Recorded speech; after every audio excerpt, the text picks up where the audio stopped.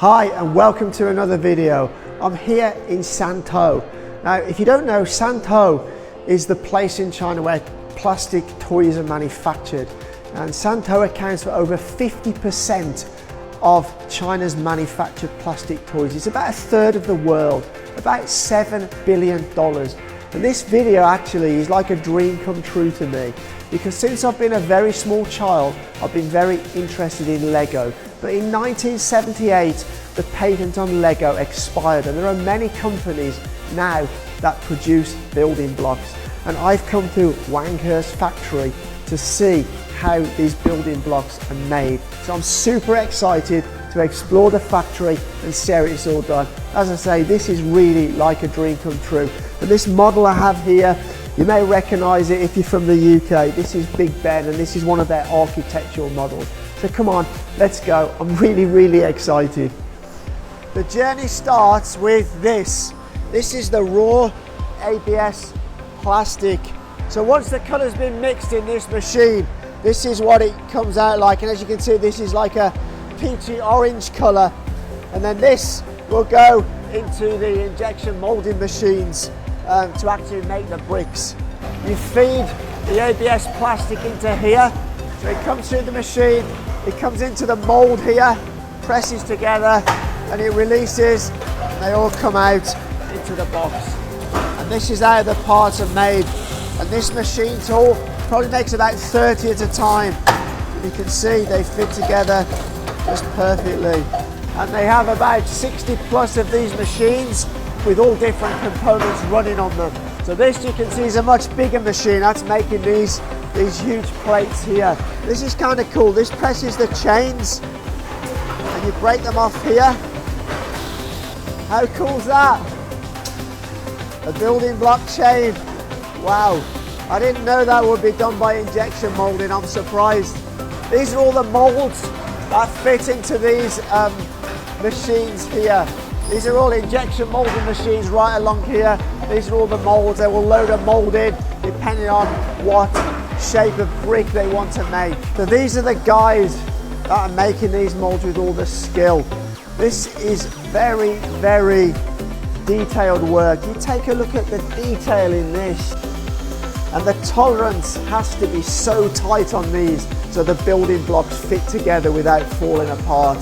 Now these guys are very skilled at this. It takes years to learn how to do this. It's a really very difficult job. So actually some of these complex moulds can take 50 or 60 days to build. But I can understand, I mean, the complexity is just mind-blowing. That's absolutely amazing. You know, these guys know their stuff. Once the building blocks are produced, it comes into here and it's loaded into these sorting machines. And that's what bags it here. And each of these machines has a certain brick, and they program it to say it needs 3 of this and 2 of these and 6 of these. And it goes along in these containers and it feeds them through and drops the amount of bricks into these. And it's all automated. And if this hopper starts to run out, the light will come on to say there's a problem. But that's how it's all packaged in here, all completely automated. And years ago this would all have to be done by hand, but now it's completely automated. Little pieces like this, look, you can see them all coming around here. Then they will go on to the second part and go down this side. So this is one of the bins when it's come through the machine. You can see all the pieces here are selected and all in there, all the right number, and then this will go into a bag to be sealed. So this is the machine that then puts all of those pieces into a bag. You'll see it comes down here. Come and see the bags coming down here. So actually when this bag comes off this machine, it gets weighed, and if the weight's okay, it will come to here and go into here. But if the weight is wrong, it will get rejected into one of these bins And then this woman here will check and count the parts, and this is all part of the quality control to make sure that when you get your building block set, it will have the right parts and the correct amount. So this is the area, all these are full of the bags. And interestingly, this number here on the bag, this means it's bag number 1, and this is the set number, so it's set number 5211, and this tells me that in set 5211 there's 14 bags in total, and this is bag number 1. So this is the coding where they know exactly what this bag, which set it's for and what bag number it is. So once all the bags are complete from the process we just saw, each box has to be filled with the different bags.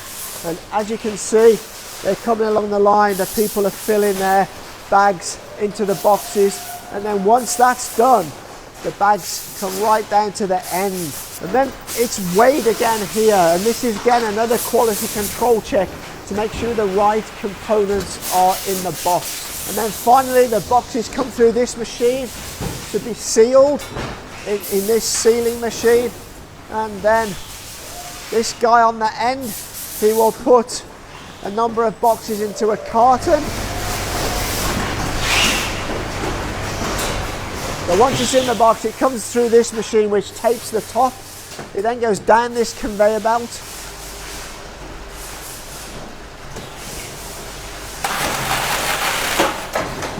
So this double tapes the box. So this is the machine that bands it. So it's each of those cartons then get loaded onto pallets like this, and that pallet then goes off to the warehouse for storage and ultimately to customers. So this is one of 2 warehouses they have, and it's a pretty large warehouse. You can imagine how many sets are here in these boxes. And as you can see on the boxes, this will have the set number and the amount of pieces of that set in a box, obviously the gross weight and the net weight and the dimensions.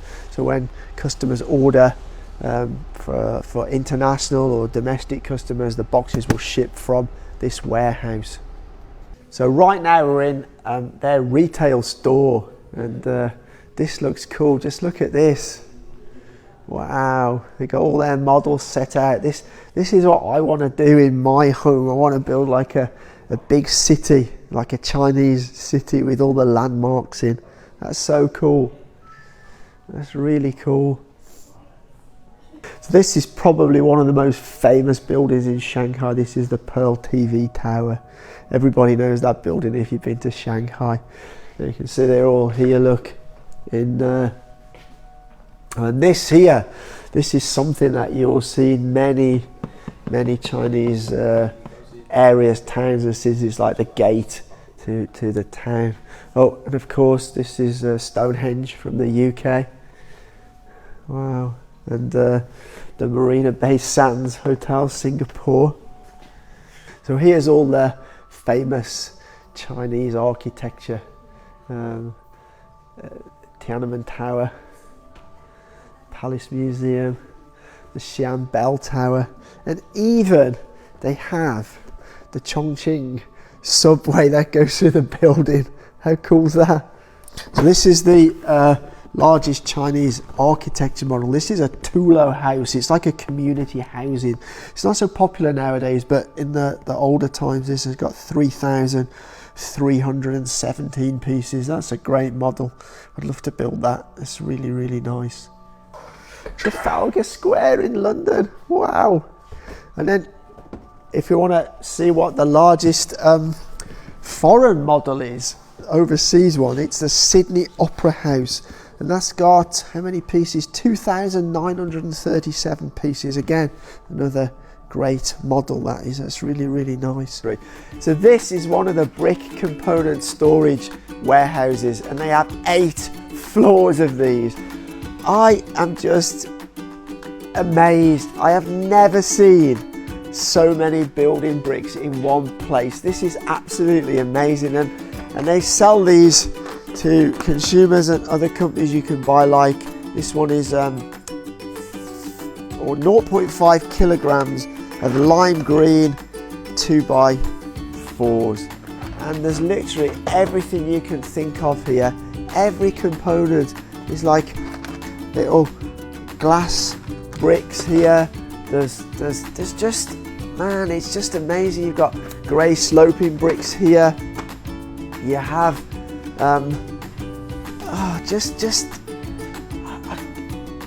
this is just amazing. I would love to have access to all this to build some cool models. Wow, it's just like everything you can imagine here. It's just so cool, man. Oh, it's amazing. This is, what?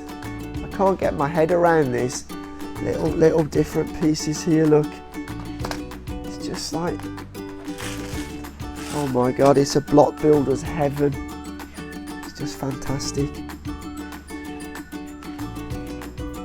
Oh, I'd be in my element in here. Oh, they got everything. Oh, I can't wait to start building.